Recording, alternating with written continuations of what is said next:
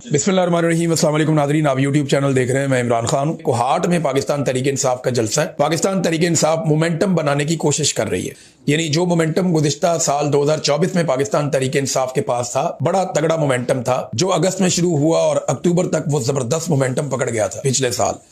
इस साल अभी कोशिश कर रहे हैं, रफ्ता रफ्ता मोमेंटम बन रहा है। देखना यह है कि सर्दियों के इख्तिताम तक कितना जबरदस्त मोमेंटम पाकिस्तान तहरीक इंसाफ पकड़ सकती है। और इसी सिलसिले में जो आज एक कोहाट का जलसा है पाकिस्तान तहरीक इंसाफ का, वो बड़ा अहमियत का हामिल है। तो हम आपको जो कल जलसा होगा उसके बारे में रिपोर्ट करेंगे, आपको बताएंगे कि वहां क्या चल रहा है। शहबाज शरीफ ने एक दफा फिर दावा कर दिया कि पाकिस्तान की जो मईशत है वो बहरान से निकल गई है। होता यह है कि जब भी इनको IMF से नया कर्जा मिलता है ना, ये चौड़े हो जाते हैं। ये कर्जा लेके फटाफट कॉटन का सूट पहन लेते हैं। ये पंजाब का एक कल्चर होता था, कर्जा मांगते थे रो रो के, पिट पिट के पैसे दे दो, ये नहीं हो रहा वो नहीं हो रहा। जैसे ही पैसे मिलते थे कॉटन वाला सूट पा के चौड़ा होकर निकल जाता थी बाहर पिंड। ये शहबाज शरीफ का वो वाला काम है। जैसे ही इनको IMF की किस्त मिलती है ना, ये चौड़े हो जाते हैं, कॉटन वाला सूट निकाल लेते हैं कि जनाब हूं साढ़े को पैसे गए हूं असं निबड़ लांगे। ये इनकी एक करतूत है। और पाकिस्तान की मईशत डूबी हुई है, वो ये कह रहे हैं जनाब के बहरान से हम पाकिस्तान निकल आए। अब आ जाए नादरीन, अब सोशल मीडिया पे ना दो चीजें बड़ी वायरल हुई है। एक तो जनाब जो डिफेंस के साथ जुड़े हुए कुछ सहाफ़ी, कुछ एनालिस्ट और कुछ अकाउंट्स, और उसके अलावा नून लीग से जुड़े हुए कुछ अकाउंट्स, इन्होंने दावा किया कि खैबर पख्तूनख्वा की हुकूमत को जो ड्रोन्स के लिए जैमर्स मिले थे, इनके ऊपर एक लोगो भी उन्होंने दिखा के तो हाईलाइट किया हुआ है। ये जो जैमर्स ड्रोन्स को रोकने के लिए या उन्हें काबू करने के लिए जो मिले थे खैबर पख्तूनख्वा की हुकूमत को, वो जैमर्स के दहशतगर्दों के हाथ लग गए। और एक वहां पे फितनातुल खवारिज या दहशतगर्दों के लोग बैठे हुए हैं और उनके करीब ही एक ट्राइपॉड के ऊपर ये ड्रोन लगा हुआ है। अब वो दावा कर रहे हैं कि या खैबर पख्तूनख्वा को जो मिले दहशतगर्दी से निपटने के लिए उनकी पुलिस को, ये वो ड्रोन है।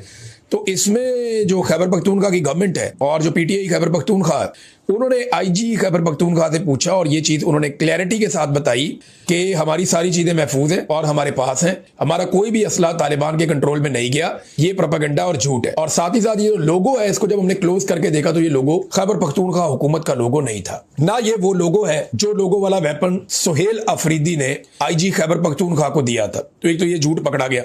ख्वाजा आसिफ कहते हैं कि इमरान खान को लाने के लिए अब भी साजिश हो रही है, कोई कोशिश हो रही है, यानी साजिशी अनासिर कोशिश कर रहे हैं कि इमरान खान को वापस ले आए। तो मेरे ख्याल में तो फिर पाकिस्तानी है साजिशी, क्योंकि ये कोशिश तो सारे पाकिस्तानी कर रहे हैं। पाकिस्तानियों ने 8 फरवरी 2024 को एक बहुत बड़ी कोशिश की और इमरान खान को इक्तदार में लाने की कोशिश की। तो साजिशी अनासिर तो फिर पाकिस्तान के अवाम हो गए, क्योंकि बाकी जितने अनासिर हैं, एस्टेब्लिशमेंट है या PDM की जमातें हैं या बाकी लोग हैं, वो कोशिश कर रहे हैं कि इमरान खान को इक्तदार में आने से रोका जाए।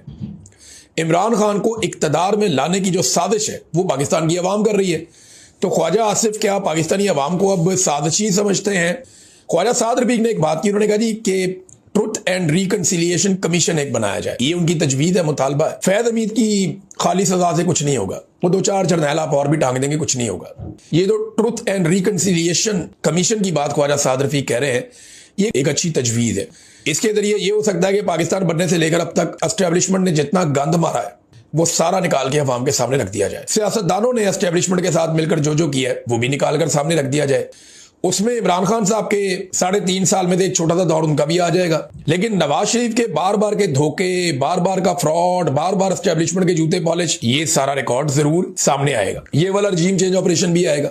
पीपल्स पार्टी ने कैसे एनआरओ किया वो भी आएगा। पीपल्स पार्टी का वजूद जनरल अयूब खान की वजह से शुरू हुआ, ये भी आएगा। PMLN को जनरल जिलानी और जनरल ज़ियाउल हक ने अपनी गोद लेकर परवान चढ़ाया, ये भी आएगा। तो इमरान खान तो किसी डिक्टेटर की गोद में बैठकर नहीं आया था ना। इमरान खान ने तो 2011 तक बड़ी लंबी स्ट्रगल की, फिर जाकर उसकी पार्टी बनी, बड़ी तगड़ी हो गई। जब 2018 में एस्टेब्लिशमेंट को नजर आ गया कि इमरान खान की पार्टी सबसे ज्यादा मकबूल है, तो एस्टेब्लिशमेंट इमरान खान की झोली में आकर गिर गई। वहां खान साहब को चाहिए था कि एस्टेब्लिशमेंट को उठा के बाहर फेंकते, या अगर कमजोर हुकूमत मिल गई थी तो ना लेते। अब मेरा उसके बारे में ये मानना है, क्योंकि मैंने इलेक्शन सर्वे खुद किया था, तो इलेक्शन सर्वे ये बता रहा था कि PTI ज्यादा नशिस्तें जीत रही है, लेकिन सेंट्रल पंजाब में PTI को बहुत सारी सीटें हरवा दी गई ताकि PTI की एक लूली लंगड़ी और कमजोर हुकूमत बने, और वो कमजोर हुकूमत कभी भी एस्टेब्लिशमेंट के सामने किसी किस्म का प्रॉब्लम क्रिएट ना कर सके। अब ख्वाजा साद रफीक साहब तो बड़ा अच्छा मशवरा दे रहे हैं, लेकिन ख्वाजा आसिफ ये हाइब्रिड निजाम के ख्वाहिशमंद है। वो कहते हैं निजाम हाइब्रिड होना चाहिए और वो उसको बड़ा पसंद कर रहे हैं आजकल।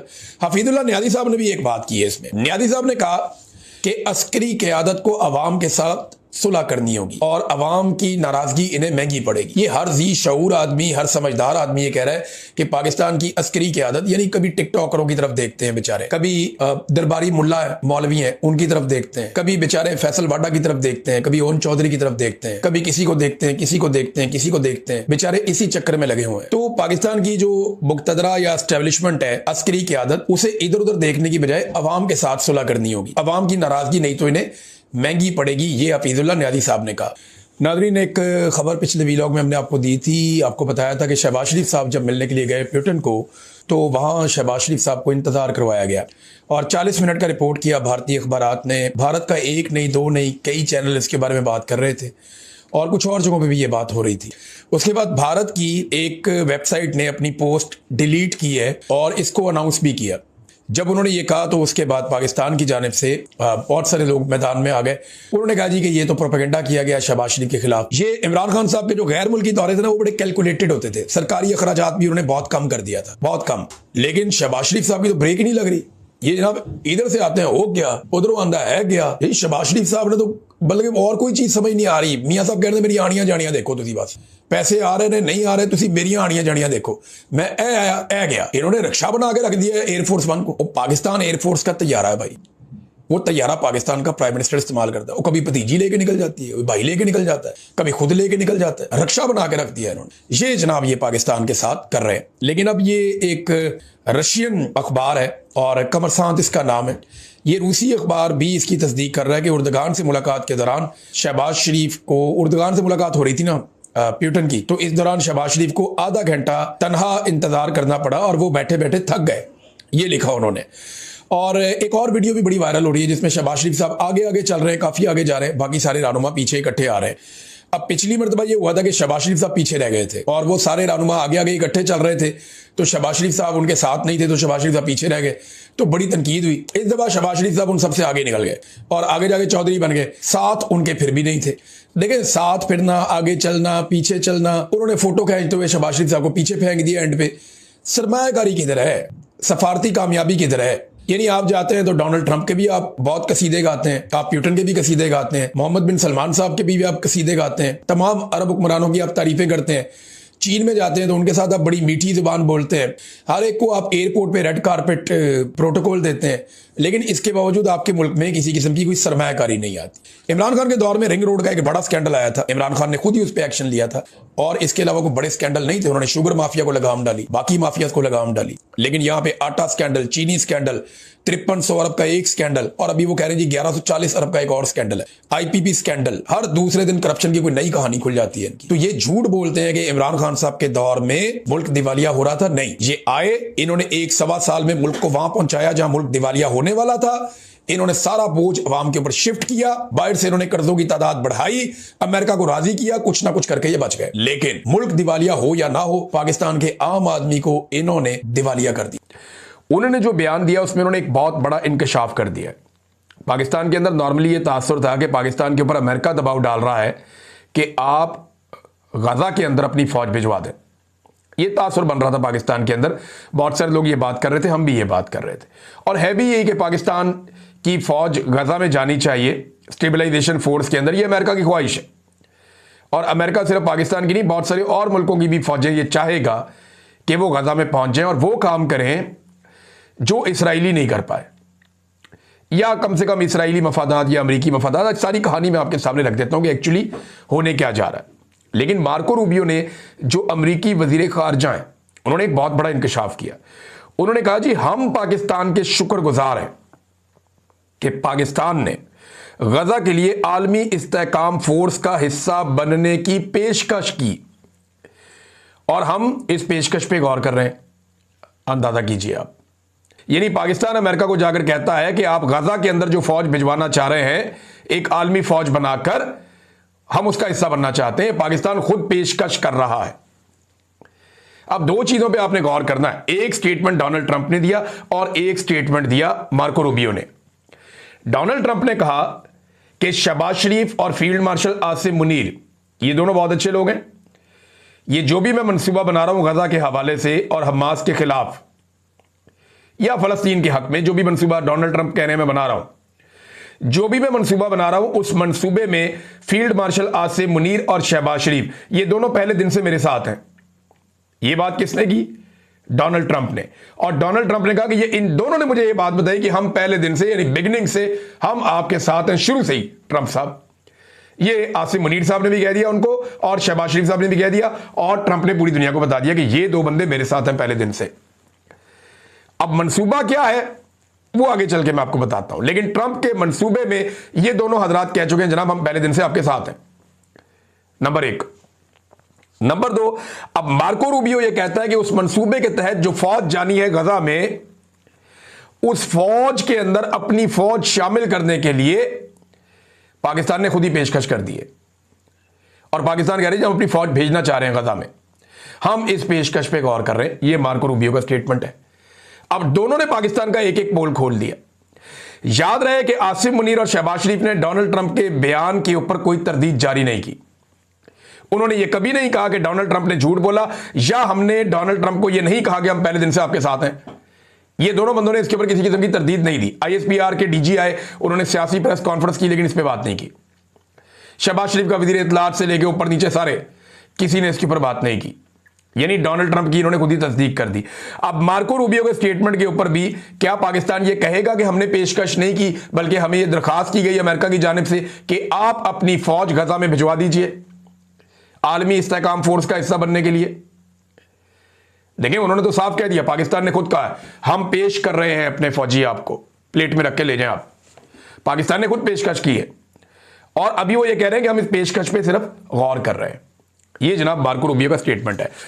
अब ये पेशकश है क्या और ये होना क्या है, जरा थोड़ा सा मैं आपके सामने डाटा रखता हूं। नंबर एक तो आप ये ध्यान में रखें कि डोनाल्ड ट्रंप ने व्हाइट हाउस के जरिए से 5 नवंबर 2025 को अपना एक मंसूबा पेश किया था कि जनाब एक्चुअली करना क्या है गजा में। उसके 20 नुकात थे और बड़े अहम नुकात में से एक ये भी था कि वहां पे एक फौज भेजी जाएगी जो फौज मखसूस ड्यूटियां करेगी, यानी हमास को गैर मुसल्लह करेगी, हमास को वहां से निकालेगी, हमास को दहशतगर्द करार दिया जाएगा, उसके खिलाफ कार्रवाई करेगी। फलस्तीन की जानिब से जो हमले होते हैं इसराइल पे, वो इसराइल को हिफाजत भी दी जाएगी। इसराइली सरहदों के तहफ़्फ़ुज़ की जिम्मेदारी भी गजा स्टेबलाइजेशन फोर्स की होगी। अच्छा, इसके ऊपर जो है ये मंसूबा उनका आया 5 नवंबर को। अब राणा सनाउल्लाह साहब पाकिस्तान में क्या दावा कर रहे हैं, वो ये दावा कर रहे हैं जी फलस्तीन ने खुद तस्लीम किया है ट्रंप के अमन मंसूबे को। वो ये कह रहे हैं जी कि हमास ने खुद माना है अपने आप को गैर मुसल्लह करने के मामले को। ये राणा सनाउल्लाह ने क्लेम कर दिया पाकिस्तान के टीवी चैनल के ऊपर। पाकिस्तान के लोग रोटी को चोची नहीं कहते, ये इतनी पुरानी बात नहीं, हम निकाल के आपके सामने सारे सबूत अब रखने वाले हैं। राणा सनाउल्लाह का यह दावा है पाकिस्तानी हुकूमत का कि हमास ने खुद कहा कि हम अपने आप को गैर मुसल्लह कर लेंगे, उन्होंने तस्लीम कर दिया इस बात को, और फलस्तीनी खुद डोनाल्ड ट्रंप के मंसूबे पर मुत्तफिक हो गए। अब मैं आपको बताता हूं इसके ऊपर जो करारदाद पेश की गई ना अक़वाम मुत्तहिदा में, वो 17 नवंबर को की गई थी, लेकिन उससे पहले 14 नवंबर को हमास ने जवाब दे दिया था। और हमास का जवाब बड़ा मुंह तोड़ था और साफ जवाब था। यानी अमेरिकन ने जो मंसूबा पेश किया 5 नवंबर को, उस मंसूबे में बहुत सारी चीजें शामिल थी, लेकिन हमास ने उस मंसूबे को एज इट इज कबूल नहीं किया। और आज फलस्तीन में या गाजा में हुकूमत किसकी है? हमास की है। दूसरे नंबर पे जो तंजीम है महमूद अब्बास की, उसका नाम है फतह, वो कहीं पे भी नहीं है। अस्पतालों का कंट्रोल हो, इंतजामिया का कंट्रोल हो, हुकूमती इदारों का कंट्रोल हो, जितना भी शहरों का कंट्रोल है, हर चीज का कंट्रोल मुकम्मल तौर पे हमास के पास है। और जो एक सर्वे हुआ इसी साल अक्टूबर 2025 में, एक सर्वे हुआ बड़ा वसी, और उसकी रिपोर्ट के मुताबिक हमास की मकबूलियत इस वक्त फलस्तीन में सबसे ज्यादा है, और नंबर 1 पे हमास है, नंबर 2 पे फतह है, और हालिया सर्वे के मुताबिक हमास की मकबूलियत फतह से दुगनी है। यानी 2/3 जो फलस्तीन है वो फतह के मुकाबले में हमास के साथ खड़ा है, और हुकूमत भी हमास की है। तो लाजमी बात है जो हमास कहेगा वही फलस्तीन कह रहा होगा ना। अब आप कागजों के अंदर लिख देंगे जनाब महमूद अब्बास साहब जो है वो मालिक है, तो वो मालिक तो नहीं बन जाएंगे। मालिक तो वही होगा जिसके बाद इक्तदार होगा, जिसके बाद अवामी सपोर्ट होगी।